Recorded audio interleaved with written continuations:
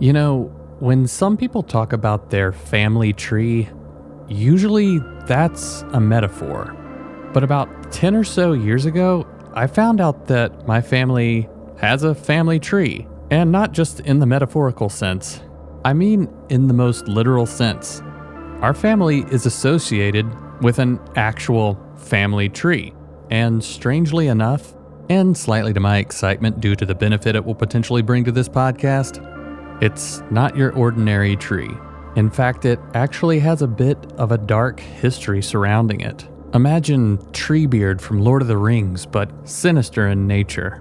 I just realized that I'm starting to reference Lord of the Rings a lot. I don't know why I'm doing that. But anyway, as the story goes, some people speculated that this tree was not only alive, but it was actually evil. And even weirder, this particular tree in question, I think, was dead.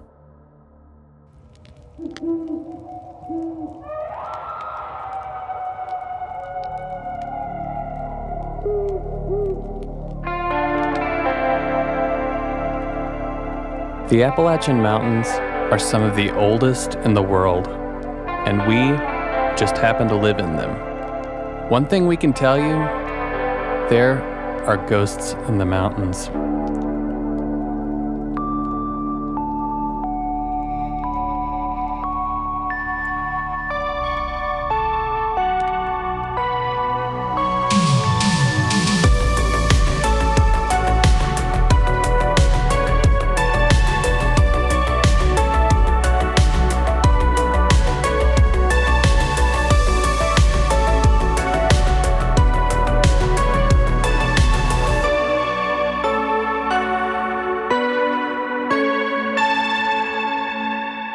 Well, greetings once again, everybody, and welcome to another episode of Ghosts in the Mountains, your new favorite podcast about whatever it is that we want to talk about, and you, for some reason, are gracious enough to sit with us and listen. As always, I am your host, Caleb Hanks. And we're doing things a little bit different tonight because, well, Austin the Burglar Burgess, he's a wonderful person, but unfortunately he's not feeling so wonderful. So he has been gracious enough to quarantine himself at his home, but he has also been the man. And he's like, I'm not going to miss an episode. We're going to do this thing. So we're trying it out remote. But Austin, outside of feeling like crap, how you feeling? I'm hanging in there, man. Like you mentioned, I'm dealing with a little bit of a chest head cold congestion combination, all the fun stuff. So sure. Sound a little weird this week. You all know why.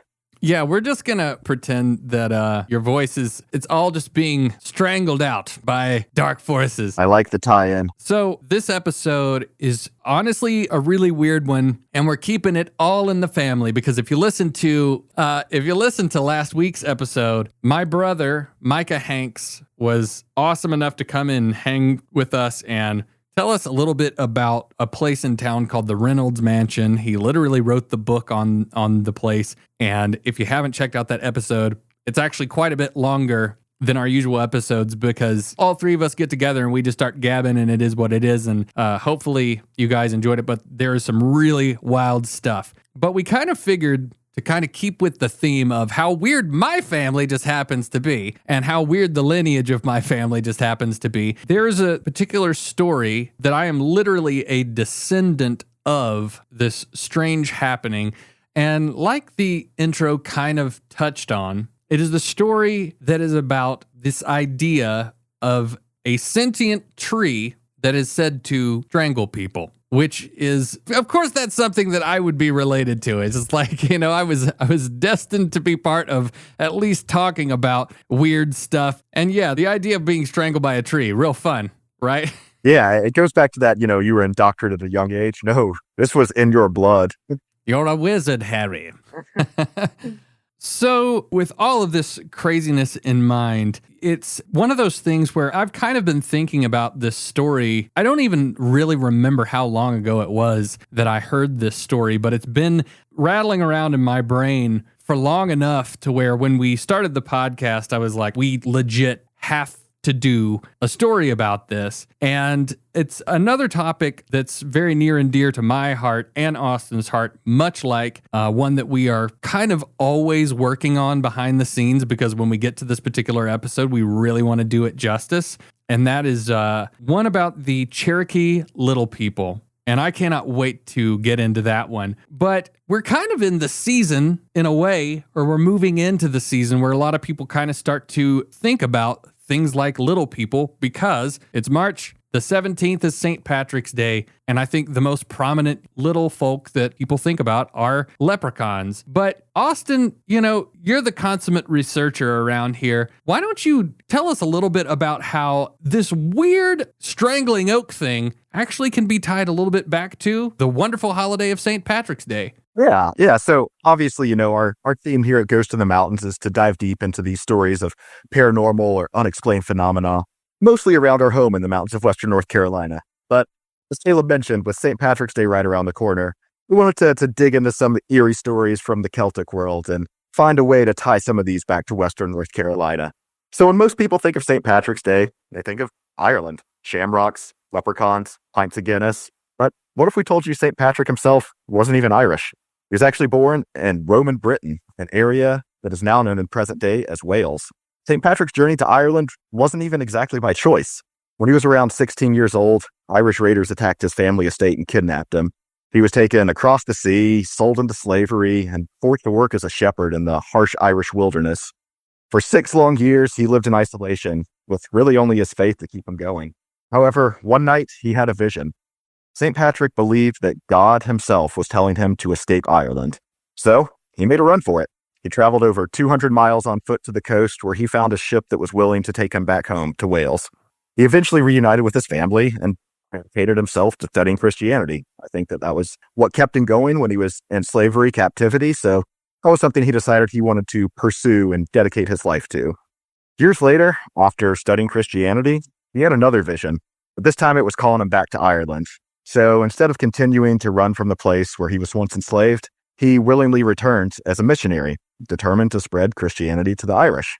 He spent the rest of his life traveling the country, building churches, and converting thousands. And according to legend, he drove all the snakes out of Ireland.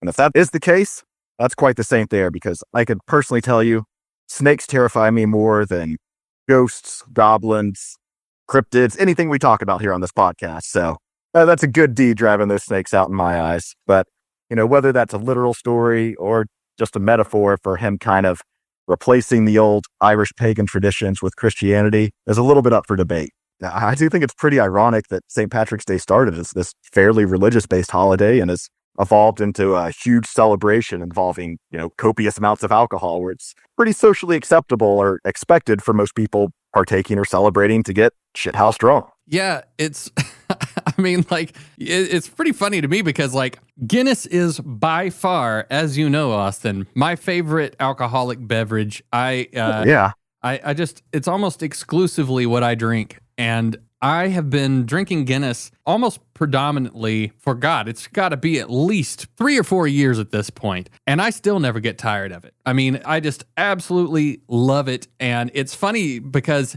year round, I go buy Guinness, but it's like St. Patrick's Day is the worst for me because it's like, oh yeah, you can't find it, yeah, right? Exactly. Or like the time around St. Patrick's Day, I'm like, man, I got to stock up on this stuff in February, because if I start trying to buy 2 weeks before St. Patrick's Day, it's gone, man. Oh, yeah, I used to work for the beer distributor that had the rights to Guinness in this area. I could definitely understand your frustrations, because you could look at historical year reports for Guinness year round. Nothing even compares to that spike it sees in March. Which, it's kind of funny that it's become such a occasional drink for so many people, yet it's your year-round go-to. Yeah, and on that note, I will say to anyone listening, don't drink Guinness. It's horrible. Literally, don't drink it. It's the worst. But do put it in your local bars on tap. You almost wonder if companies like Guinness had something to do with kind of feeding into the marketing and branding around St. Patrick's Day as this big celebration to kind of really own the holiday. Well, I was essentially trying to find a beer for the longest time that just wouldn't make my stomach feel bad, something that wouldn't give me a headache the next day too bad. And I think randomly, I was just like, I'm just going to grab some Guinness because I always remembered really loving that. Like every year on St. Patrick's Day, I was so excited because I was like, oh, it's that one day that we get to drink Guinness. And it never just dawned on me like, you can buy that on other days until, it's like well into my 30s. And man, it kind of changed my life because, it does me well. So yeah, I think a lot of people don't know Guinness is surprisingly one of the lowest calorie beers out there. So that makes sense why it's easy on the stomach for you. Yeah, I'm literally having a Guinness right now. Hey, cheers. I am not, but I will join you in spirit. Yeah, you get to feeling better. I'm going to be the resident miscreant as I typically am. Well, pints of Guinness make you strong, or so Against Me says. Yeah. But either way, put it away from the beer discussion, jumping back to St. Patrick.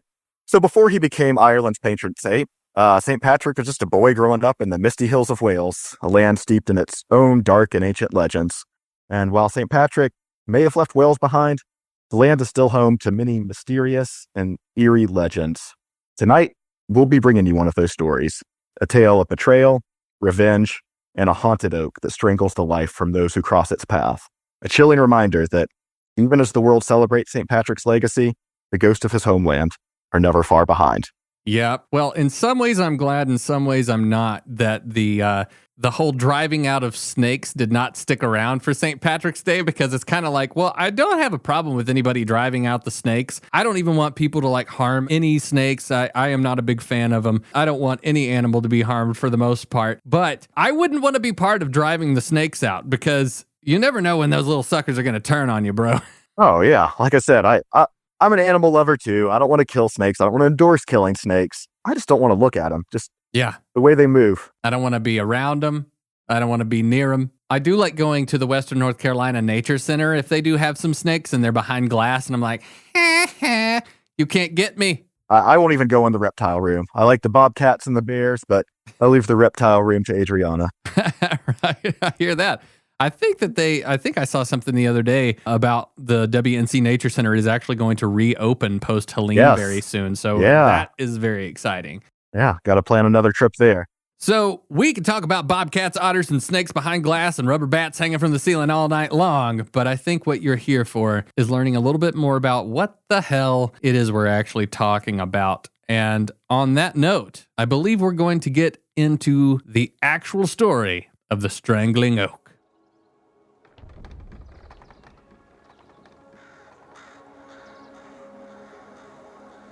Deep in the wooded hills of North Wales, among the ancient trees and misty landscapes, stands the ruin of Nannu Mansion, a place shrouded in blood and legend. This is the tale of a betrayal, a murder, and a restless spirit bound to the land by a terrible curse. It begins in the early 1400s, when two Welsh nobles, How the hell will I say his last name? I think it's Sell. Sell. That's what Google told me. Howell Sell, the chieftain of the Nannu Estate, and his cousin, the legendary warrior Owen Glendower. Is that how you say that? Your guess is as good as mine on that. We'll roll with it. Glendower. Howell Sell and Owen Glendower found themselves locked in a bitter rivalry. Some say it was over sport. Some chalked it up to political differences, while others believed it was over a woman. But whatever the cause, their hatred for each other was well known. So well known, in fact, that a mutual friend, the abbot of Hymir, attempted to mend the rift between them, inviting them both to dinner in secret. By the end of the evening, it seemed the feud had been settled. They shook hands, exchanged pleasantries, and seemed to bury the hatchet. In the following days, the two arranged to go on a deer hunt together. Boy, this thing is sounding awful Game of Thrones. Right. Yeah, things are fine. You know what? Let's go hunting. Well, as you will shortly see. And as the story says, but forgiveness was a fragile thing. In the depths of the Nannu woods, they pursued their prey. Owen pointed out a deer in the brush and urged Howell to take the shot. Howell raised his bow, but instead of firing at the animal, he turned suddenly, aiming straight for his cousin's chest. What he didn't know was that Owen was wearing chainmail beneath his tunic. The arrow bounced harmlessly off of the metal. Enraged, Owen drew his own sword and struck Howell down where he stood. As he lay dying, that sounds familiar. It's a band. I don't know. As he lay dying, Howell uttered a curse, a promise that Owen would never know peace, that his soul would be haunted for eternity. Realizing the consequences of this act, Owen knew that if word got out, it could spark a war between their families and throw Wales into chaos. And so, with the help of their trusted friend, he did something unthinkable. They took Howell's body and hid it in the hollow trunk of an ancient oak, a gnarled, blackened thing already known in whispers as an ill-omened tree.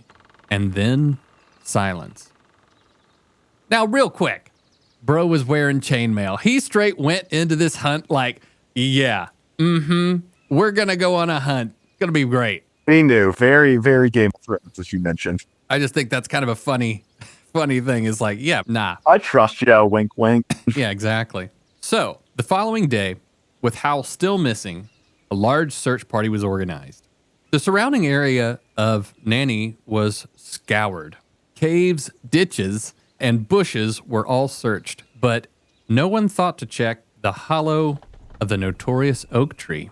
Some believed Howell had fallen into a well or a hidden pit. Others thought he had drowned while crossing the treacherous river, and some even suspected that he'd been kidnapped by English soldiers.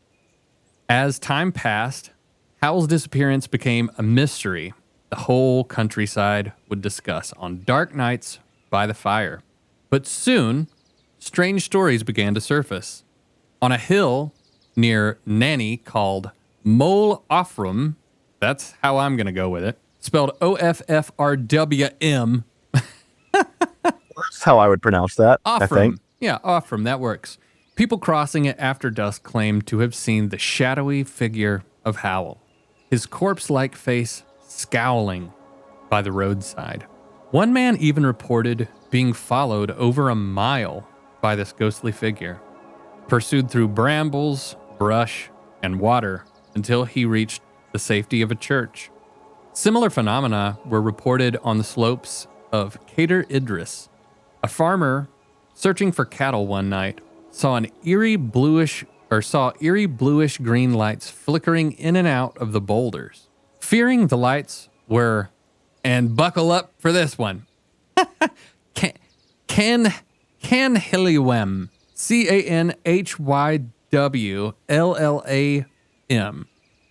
We're just going to call them the Cannies.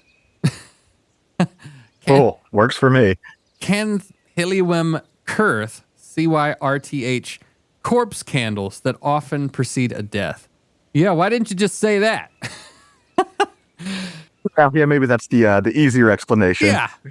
He stood frozen, horrified. Suddenly, the lights merged into the shape of a giant shadowy figure, the unmistakable form of Howell Sell. The apparition's face was twisted in an expression of hatred, its eyes blazing with a malice that seemed born of hell itself. It raised its hand to strike. The farmer instinctively crossed himself and muttered a prayer. Immediately, the apparition's demeanor shifted.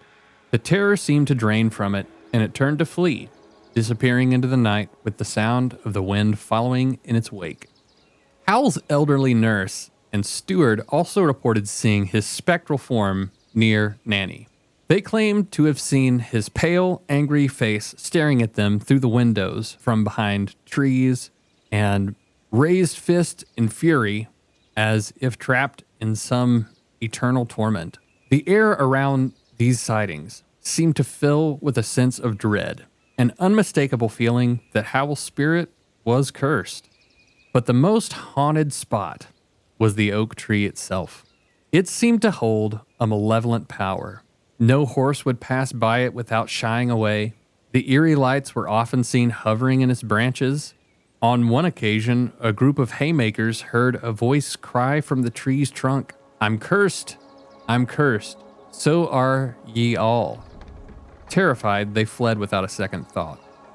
Owen Glendower, who had fought and killed Howl, was never free from the burden of his guilt. His dreams were haunted by the image of Howl's bloody corpse. He would wake in the dark, hearing Howl's voice whisper, "Accursed," from the shadows. Owen began to grow melancholy, feeling the weight of an actual curse on him. After 10 years of torment, he sent for Howl's widow and revealed the truth to her before he died. The remains of Howl were found inside the oak, but even after his death, the haunting continued. The tree remained a place of death. Several men were found dead at its base, strangled, with marks on their necks, like they'd been gripped by some invisible force. One chilling story told of 2 travelers who camped beneath the oak. One awoke from the nightmare of twisted arms descending from the tree to strangle him. As he awoke, he found his companion eerily entangled in the branches of the tree. A face twisted in malice seemed to appear from the trunk of the tree, eyes fixed on a dying man. The witness fled, and when daylight came, they found his companion strangled to death beneath the oak shadow. The tree was eventually ordered to be cut down and burned, but its site remained cursed, a place still feared long after the oak's fall. To this day, the land around Nanny is still believed to be haunted. Travelers still report eerie figures on the hill, strange lights in the woods, and the sense of something unseen watching from the shadows. And though the Strangling Oak is gone, its curse lingers, a warning that some betrayals never rest easy. Of course I'm related to these people, Austin.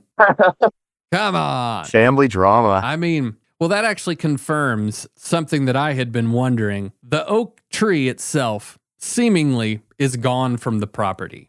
Yeah, it's not standing. I think, oak trees, even after death, can still remain standing for a while before the rot starts to settle in. But this particular oak had been removed. We'll touch on that in a little bit. But there are still some oaks around the Nanny property. You can get a pretty good idea of what this thing probably looked like. Yeah. And man, you sent some of those images over to me before the show, and they look about the way you'd want them to look. They look so awesome. They are just gnarled. They are huge. The base of the tree, you think it's like, if you live in Western North Carolina, you look at the trees and you're like, I mean, there's some pretty big trees around here, but I think you'd be hard pressed to find a tree that you could stuff like a dead, full-grown man in. It's no question in these things. I think you could fit a couple in there. Oh, no joke. Yeah, these things look terrifying regardless of the legend. Like it's like the legend said, they already had a bit of an ominous air to them before this alleged altercation happened. Yeah, and we're going to get into this, and like I said, I am legitimately a descendant of the people who lived in the land where this supposed thing happened, and that is just so wild to think that there is this crazy tale like this, because I grew up in the woods surrounded by trees, and I think if I had known that I was like the lineage of something crazy like this, I probably would have been a little bit more frightened of the place I grew up in. Fair enough. I think this is really cool because this is a story, at least for me, I wasn't aware of this at all prior to you bringing this to my knowledge. I don't know if this is something that's probably a little more well-known overseas, but here in Western North Carolina, I don't know how many people actually know about this story. Yeah, and as you find all of the crazy things, you brought some stuff to my attention that shows me that not only is this a pretty well-known story, see, I was kind of under the impression that like this was just something weird that had somehow been passed down through generation, but this is actually pretty well-known in certain circles. Well, it was so well-known, in fact, that Ripley's Believe It or Not actually used to publish a comic. I'm not sure if that's something they still do or not. I hadn't seen them prior to this, but either way, they published pretty traditional comic book like you would see out of Marvel or DC, with a lot of their chilling, unbelievable stories. And in issue number 12 from February of 1969, they featured The Strangling Oak. It was a cover story on their comic for that month. They later went on to reprint the story and expand it to a 9-page adaptation in issue number 80, which was published in August of 1978. So pretty cool that a pretty reputable brand like Ripley's is able to publish this legend in comic book form to get it out to the people. And not to mention, too, the artwork is that classic kind of retro, I guess you could say around the like 50s or early 60s style comic book art, which I just love. I love that this story has been encapsulated in that art form. And comic books are a little bit near and dear to me because I've made a couple of them at this point in my life. You know, I've written and illustrated a few, and I just have a deep appreciation and love for the medium in general. And so when you brought this to my attention, I was pretty blown away that I'm like, not only am I, you know, a descendant of the people that were involved in this whole thing, now there's a freaking comic book. I'm like, that's a little synchronistic for me as, you know, following, if you've heard any other episodes of this podcast, there's some weird ass synchronicity stuff that's been going on as we've gotten into this thing. Yeah, I mean, it's definitely worth checking out. The adaptation stays pretty true to what you heard Caleb read in the podcast, but it's still definitely worth it reading the comic just to get that visual element to go along with the story. Yeah. Well, I think right now we're going to need to take a very short break, but when we come back, Austin, the research monster, I really want to give you a better name than that because I don't want you to just be like the Bigfoot of research or something. Research. Yeah. But we're going to have Austin bring you some incredible history, and then we're actually going to hear from somebody else very near and dear to me. Heck, it's about as family as you can get without being the bro. So we're going to take a short break, and we will be back after these messages, which is probably just some comeback music.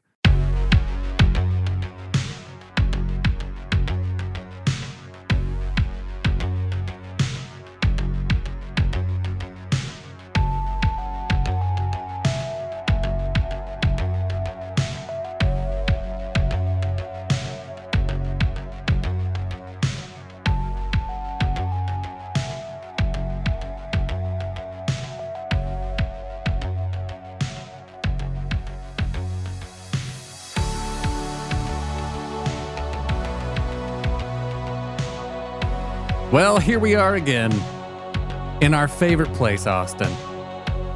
Another episode of Ghosts in the Mountains. And even though you are in quarantine, not with COVID, but with just a chest cold, It's looking out for you. Don't want to spread that shit. I appreciate it, man. I very much do, because God almighty. I feel like it's hard enough to get the work that I need to get done while I'm feeling pretty good. So you're a trooper, man. I don't know how you've been able to just destroy work as well as being sick. It definitely saps the motivation a little bit, but trucking through. Yeah, no doubt, my man. So here we are on the second half of this episode about the Strangling Oak of the Nannu family, one of which I just happen to be a part of very, very, very distantly, long ago. I think tracing back even as far as the 1500s. I mean, it goes back a ways. Yeah. I tried to dig into the ancestry a little bit, and I found the lineage, can confirm. Very nice. Well, this is why I've got to get you and my pops in the room together to talk about all the wild knowledge that you guys know and share and speak of, because I'm telling you, you guys would have a field day together. But Austin, I think this is one of the reasons that I feel so comfortable talking with you all the time, because I grew up listening to just diatribes of history. And as soon as you lay into one, I'm like, this is actually really cozy. But sometimes people can disseminate history stuff and it's kind of like, okay, whatever. But whenever you're bringing this stuff to light, I am literally always just like, I cannot believe you've even found this. And as you were showing me some stuff before the show, as always, man, you do it every single week. You kind of blow my mind with some of the stuff that you found. So if you want to just go ahead and lay it out for us, man, let's talk about some of the history of this wild ass report. Yeah. So, one of the things we like to do here, obviously, is dig into the history, not just to learn more about the setting, the surroundings, set the stage, but also to try to figure out if some of these legends do have some sort of historical accuracy to them. So when digging into some of the facts in the Strangling Oak story, there's actually quite a bit of verifiable history to the story, starting off with some of the prominent figures in the story. Start with Owen Glyndor. He was verified born in 1354 and lived to 1415. So he was a confirmed actual person, not just a character in the story. digging back through records, he was actually a prominent Welsh nobleman and a military leader who led a pretty significant uprising against the English rule in Wales from 1400 to 1415 when he passed away. So he's kind of celebrated as this, historical war hero amongst Welsh legend, in addition to his tie-in to the Strangling Oak tree. To further build off that, Hal Sell also confirmed a real person, and it was confirmed that he did in fact die in 1402.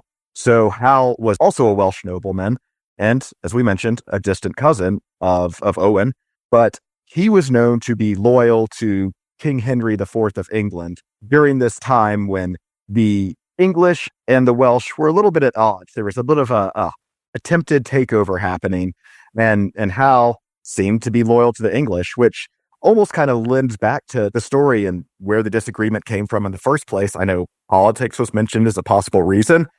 Seems like there might be a little bit more historical fact to that, seeing as they were a little bit opposed to the English rule that was going on during that time.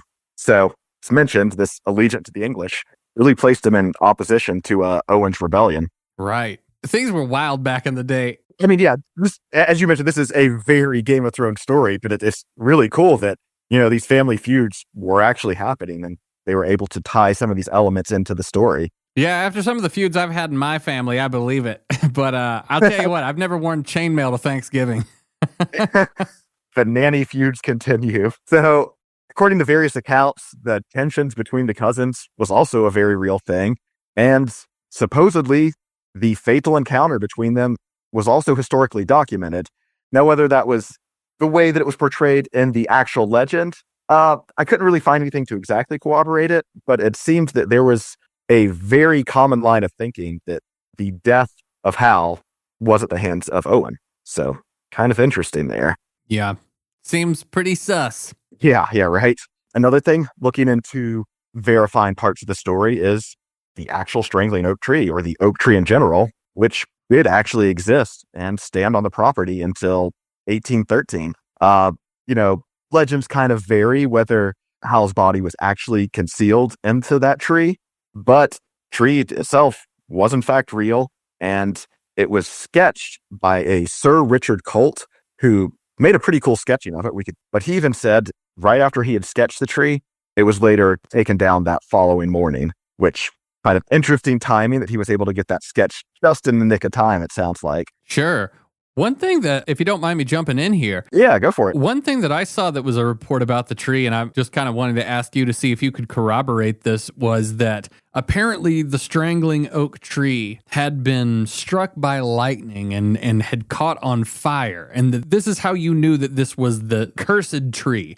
And potentially that was like, in my mind, that might have been some of the lore as to why people thought that this tree was cursed, is because it had been struck by lightning, I think potentially had subsequently died, and then it just like was kind of a sore thumb sticking out because it was this dead, weird, kind of half-burnt hull of a tree standing there on the property. Yeah. So I think the telling of the legend kind of touches on that when they describe the tree as blackened. Yeah. From my understanding, I think that blackening of the tree would most likely cause for it being struck by lightning, causing some of that char on it. Yeah. And probably helping to hollow it out, allowing them to conceal a body in it. Yeah.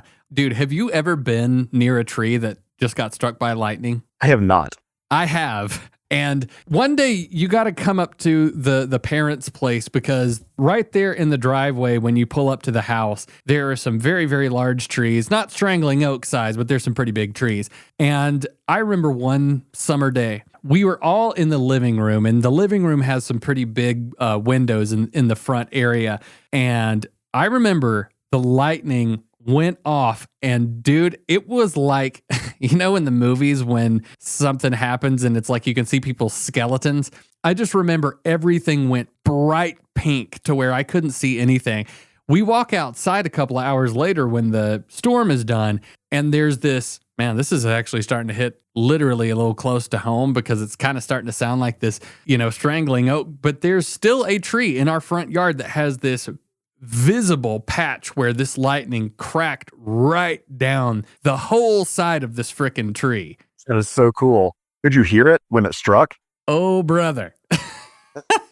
It wasn't a could you hear it? It was like, could you hear that and not soil yourself? It was one of the loudest frickin' things I've ever heard in my life. Now, I will just say the phrase that comes to mind is it's something that dominates all of the senses. And I don't think it quite did that. But I will just say real quick, when me and the brother from the last episode, The Reynolds Mansion, were on one of our many wild excursions, some genius was like, hey, you know what? What would be a real great idea is if we let the Hanks brothers go onto an active nuclear submarine. Yeah, I'm not kidding. This actually happened. We went with a friend of Micah's who was active military, and his significant other was also in the paranormal world, essentially the paranormal sphere.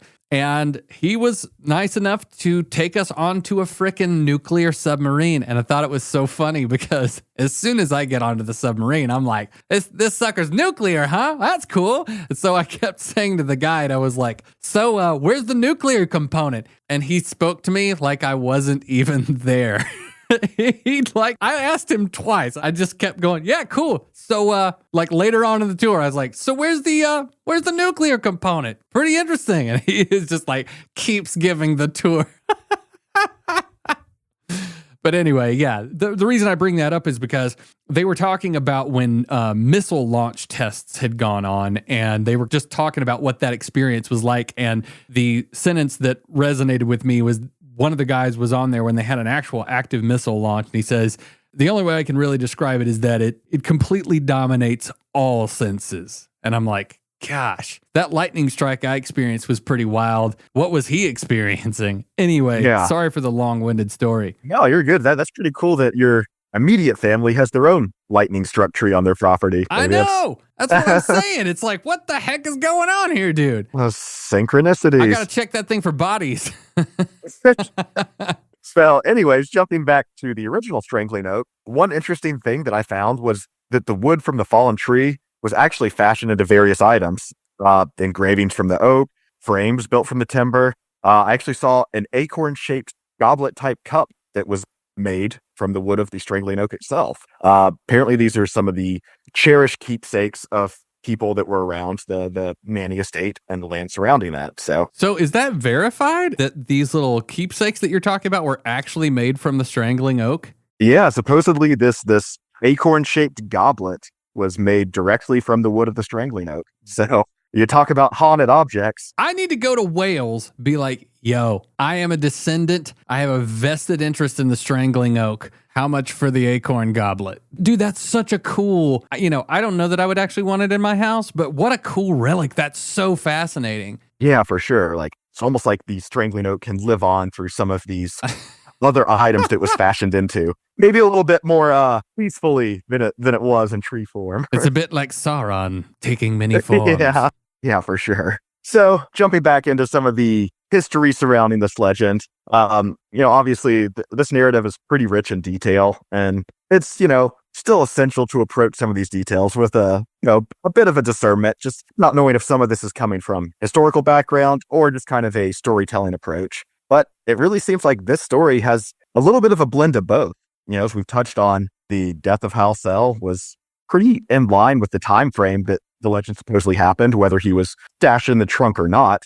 It still lines up. But, there are different versions of the tale that exist, and they propose some, alternate sequences of events and discrepancies of the story that might have evolved over time that kind of blend some of this fact with a bit of embellishment, which I think is kind of intertwined into what the story is today. Yeah, no doubt. I really think it's really cool that a lot of the stories we've talked about earlier on the podcast, there's some historical background to them, but to the actual legend itself, it's kind of hard to corroborate a lot of this. But with this one in particular, it's pretty interesting that it seems to be almost a 50-50 blend of folklore mixed with the actual history of the Nannu Estate and Wales itself.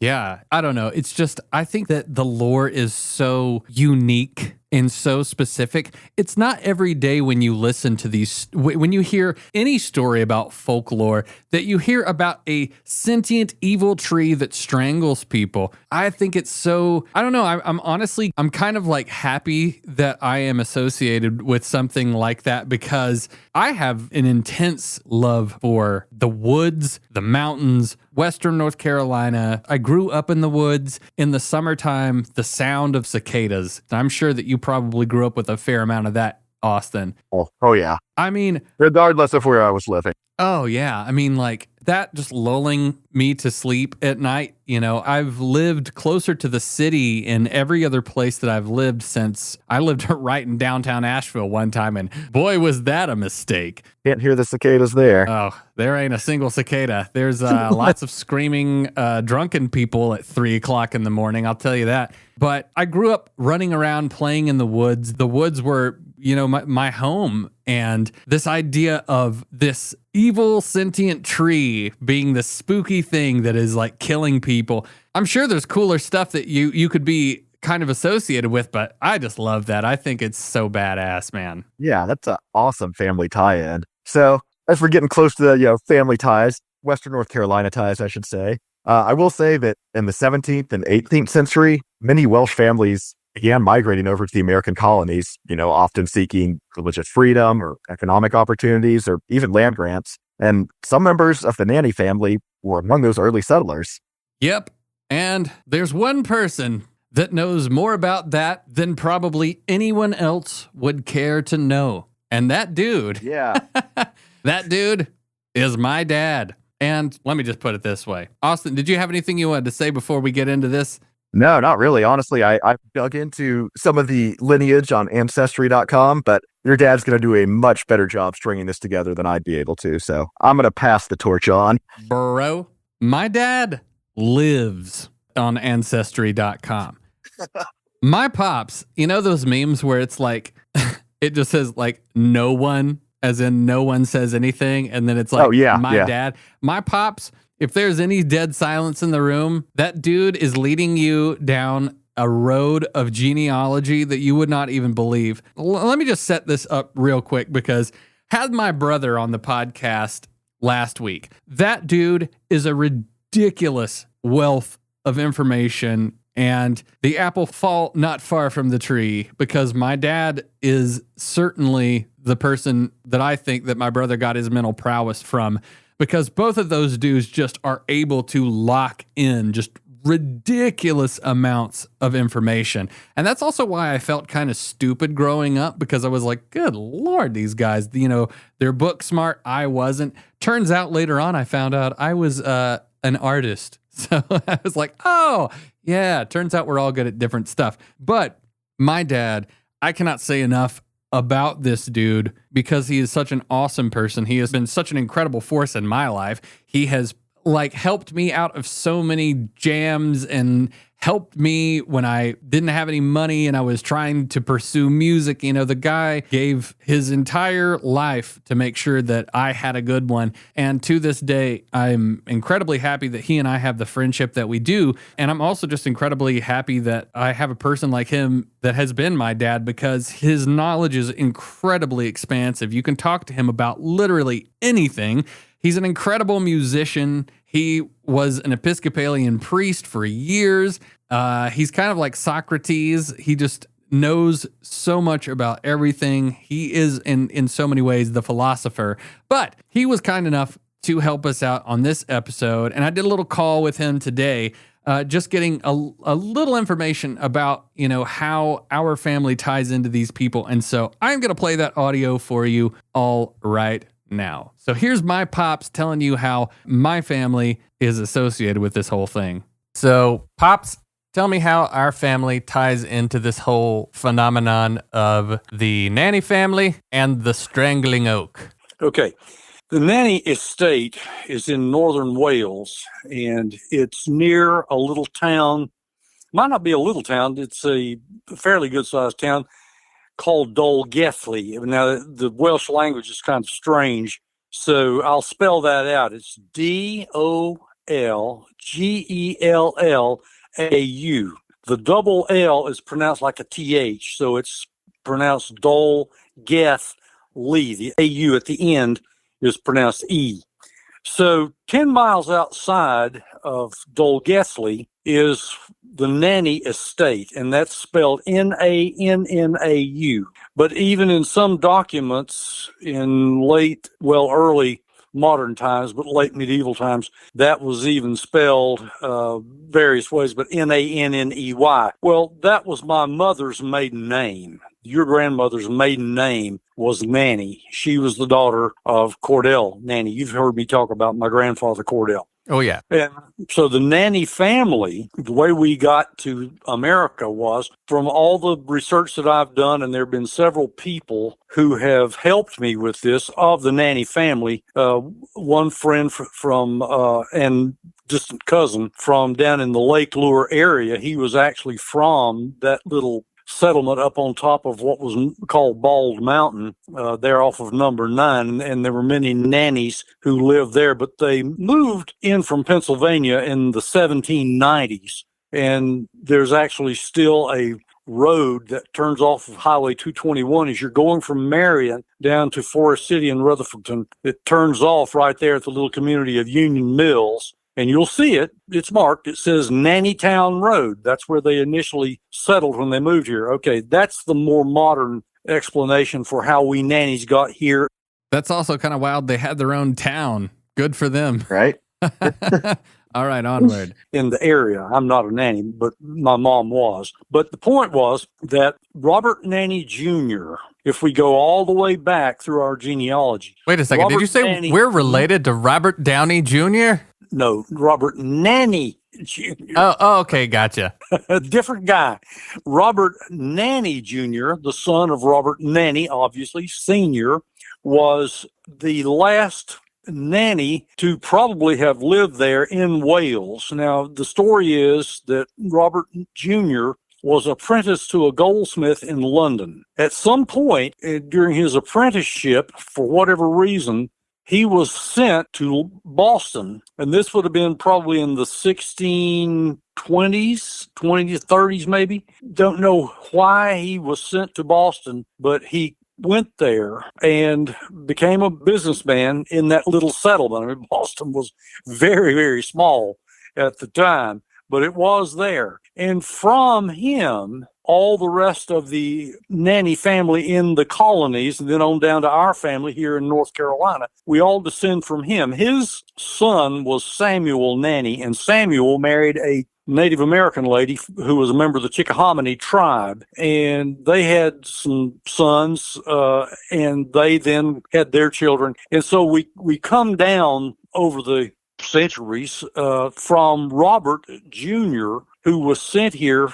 by his master in London. Okay, I'm going to pause the pops right there. Have you ever heard of the Chickahominy tribe? I have not, actually. I was thinking about that as he said that. I was like, I am glad I didn't have to dig into that. Yeah, I want to look into that more. That's an indigenous name that I don't think I've ever heard that before. Chickahominy. Interesting. Yeah, looking it up now. All right, onward with the pops. But Robert Jr.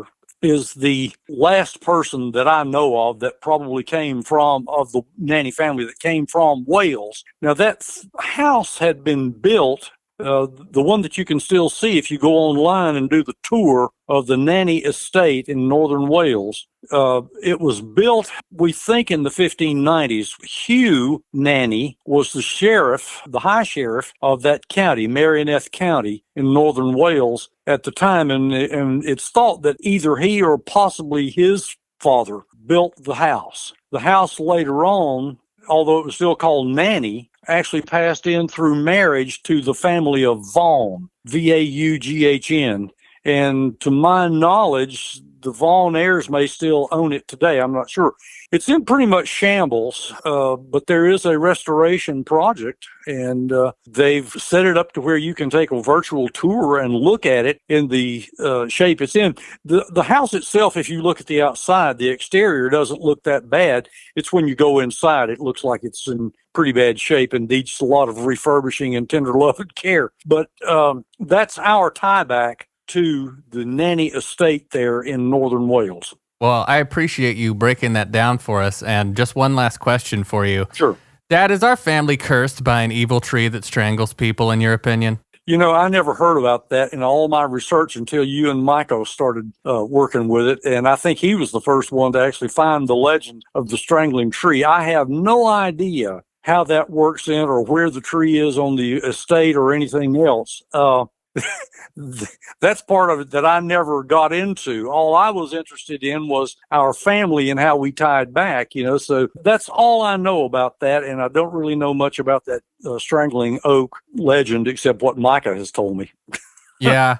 I'm assuming by now that were that tree to have actually existed, which I'm assuming it probably did. I'm assuming at this point that the tree is probably gone and maybe it's the strangling stump. Or maybe it's just a hole in the ground at this point. But I will say, if I ever make my way over to the property and I'm able to investigate and walk around the property, I would definitely be interested in trying to see if I could find anything that resembled what they talked about in the original legends. Well, Wales has all kinds of folk tales and legends and all that sort of stuff. And I guess if a place is there long enough, it can accrue all kinds of legends. But isn't that kind of what we think about our mountains? Right. What do you think, Austin? There's still a little bit more to play, but you want to go to the nanny place and see if we can find the Strangling Oak hole? I'm down. And hey, if we can't, we could at least find some other oaks and get the general idea of what that thing looks like. All right, onward. Here's the rest of the pops. That tree would probably have had to have been there in that period of the late 1590s. And I think that's when the house was actually built, if I'm not mistaken. And it burned, or part of it burned, and it was rebuilt. And I think that the present building is actually from the 1720s. It's kind of built in the style of the English country house. And I don't know exactly, I've never heard the original dwelling described, but from what I understand, there was a house, a fairly large house in the 1590s, which part of it burned, then they rebuilt it in the early 1700s, 1720s or so, something like that. So whenever that tree story is, probably that tree isn't alive today, I would think. It's been a while. Yeah, you never know. But then again, if it is embodied with enough evil, it could probably live for millennia. But you just never know. You never know. Well, I appreciate you coming on and helping enrich the story of that for the podcast. And I highly doubt this will be the last time we have you on talking about stuff because you have a deep well of crazy knowledge and historical knowledge that I'm sure I will need because... Well, let's put it this way. I'm educated well beyond what's necessary, and I know more that I can bore people with than most people do. So anytime you need my expertise to bore your audience, I'll be happy to come on.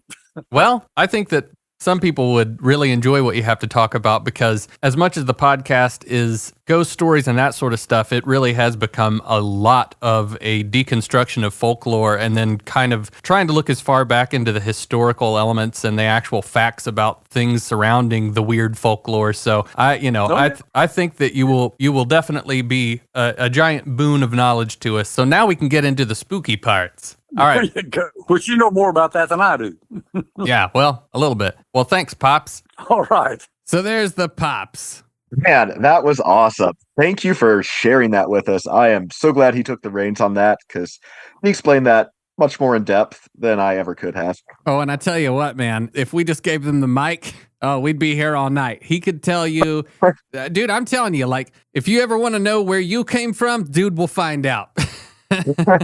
He's like Dog the Bounty Hunter of genealogy. But yeah, man, I mean, the Pops, he is just an incredibly intelligent dude, and I love him to death. I'm so thankful to have him in my life and just to every once in a while go crack open a Guinness with the guy and sit there and just get into the weirdest stuff because he's much like you and I when it comes to the paranormal stuff. He knows a ton about it and he will sit and talk for hours. And dude, you and I have got we have to set up a time for you to you and our ladies to go hang out at the parents' place and just have a day where we're able to just talk about all of this stuff. Cause I think it would be a field day. Oh, that would be awesome. And I really do appreciate everything he's done to help us out, providing sources, providing an interview like that. Like the books that he lent me a few weeks ago, I Yeah, almost felt a synchronicity in that there were two books by John Paris, who we had just discussed in the Boojum episode. So it was like exactly. seeing those at firsthand was a little bit eye opening there. And it's a cool piece of history. Well, and to tie that in, the Pops found another book recently that he's going to pass along to you that I think is going to, help us out on an episode that's a pretty big deal for us. But Or maybe series of episodes, you know. yeah, exactly. Series of episodes. But yeah, man, I mean, unless you have anything else that you want to throw out there, I mean, I think that kind of wraps up at least a pretty good summation as far as I'm concerned of another story that is just something I don't think a lot of people know about, but it's like very oddly close to me. And I just think it's so cool. And I just love the story of the two guys camping under this tree after this apparent, this body has been stashed and then it takes on a life of its own. I mean, that is the consummate story to me, not a body being hidden in it, but this guy waking up to this wild dream and then his friend is strangled. Now, we didn't really go too much into that one. And the speculation certainly is this guy probably strangled this other person and left this body under this tree. But it certainly does beg the question, what the F is it about this tree? Right. That everybody keeps murdering people around it. Maybe it's just an old tree with a, even older reputation. But, I do think that a tree that's seen so much death, it's something a little unsettling about that. Oh, yeah, dude. Well, whether this tree is sentient and alive and actually killing people or not, there is no doubt about it that there is some seriously weird things that happen around it, whether it's the vortex or whatever. It's a weird ass tree, buddy. Yeah, agreed. Well, on that note, I believe that we are coming to the end of another episode of Ghosts in the Mountains. And I will just say, as always, thank you everyone that listens to this show. The numbers are growing. People are obviously hearing this. It's amazing. It is so exciting to both Austin and I that people are listening to what we're doing and enjoying. We're getting messages from you guys on Instagram. That is at Ghosts in the Mountains on Instagram. Austin, I didn't tell you this, but I just uploaded all of our previous episodes to YouTube. Hey, nice. Okay. So you will now be able to see Ghosts in the Mountains on YouTube. You'll be able to check that out if YouTube is your go-to watering hole for podcast consumption. Well, we're on there now, baby. And we're going to branch out all of the platforms. So, Austin, anything you want to say to the people before we sign off again? No, I think I'm good. I think I sufficiently wore out my voice tonight. I'm going to take some Sudafed, drink some water, and call it a night. Well, buddy, we hope that you feel better, and thank you again for being a trooper and making the show happen, because I just enjoy it so much. I know you do, and yeah, man, it's the highlight of my week, so wouldn't miss it. Likewise, buddy. All right. Well, thank you all once again for listening to Ghosts in the Mountains, and please go to ghostsinthemountains.com and email us any scary stories you have at ghostsinthemountains@gmail.com, and we will catch you on the next episode of Ghosts in the Mountains.